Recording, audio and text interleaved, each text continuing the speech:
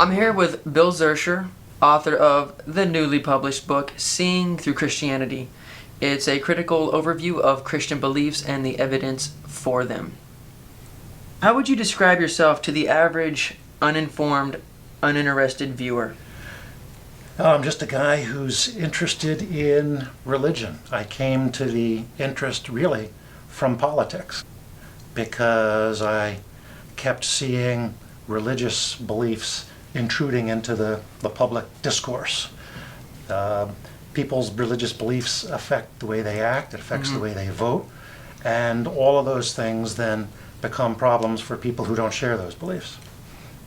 Bill, briefly, what inspired you to write a book like this? And don't say the Holy Spirit, because only God has a ghostwriter. Very, very good. It was not the Holy Spirit. I was actually living abroad for a number of years, and when 9/11 happened, I started reading about our then president's reaction to it. And I started seeing in it all these religious overtones. He even used the word crusade. Oh, yeah. And I thought to myself, what is really going on? And when I came back to the country, I was just astonished to see the hold of evangelicalism on the Republican Party and on politics in general. That's what got me stoked. So today we are specifically discussing hell, which is chapter 10, which you cover in chapter 10 in your book. Chapter 10 is only 4 pages long. Hell is only 4 letters long. Coincidence or conspiracy? Go. Well, but hell itself is eternal, which is something that is pretty fascinating. And I think something only like humans could invent. The whole idea of eternal punishment in a lake of fire is a kind of a doctrine of cruelty that only human beings could come up with. And it's actually inconsistent with the notion of a loving deity. A deity who's supposed to be both omnibenevolent and infinitely resourceful. And according to the Bible, well, narrow is the gate, only a few shall find their way through. So most people are going to hell. Very few people are going to heaven. So it begs the question, why would a loving creator create the vast majority of humanity? Hold on a second. It begs the question or it raises the question? Good catch. It raises the question. Thank you. High five. Okay, so take your average Christian.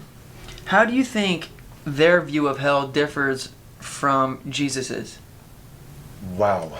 That's a great question. Jesus was very specific about people being put into hell where the fire never goes out. Hence, the background here is very appropriate.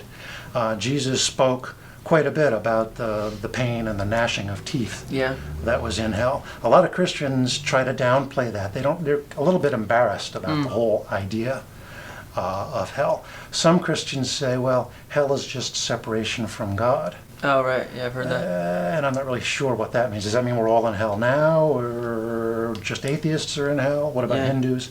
What about Hindon'ts?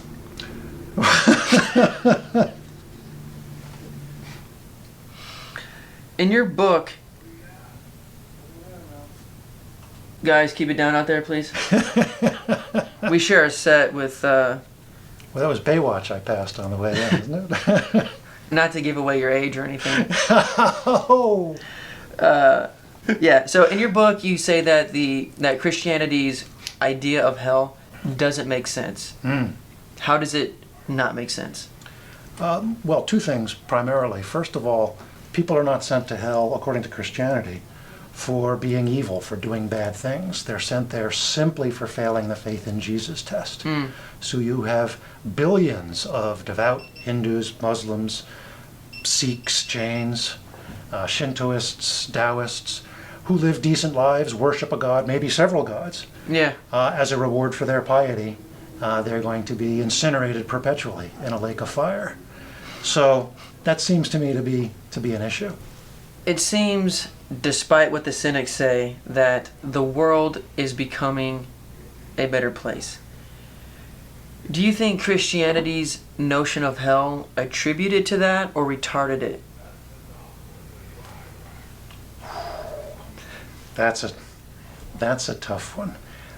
Religion in general, I think, has retarded progress in the world. We may have landed a man on the moon in the year 1500 for all I know. Christianity, where Christianity ranks in sort of the badness scale, tough to say.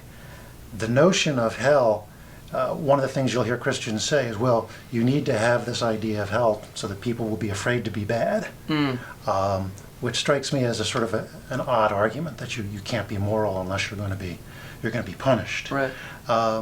So that's a great question. I'll have to make that the topic of my second book. How's that for a punt? Yeah. All right, cool. Do you think in hell, quit trying to read my notes. It was the answers I was looking for. The battery's almost dead. Don't you have another one?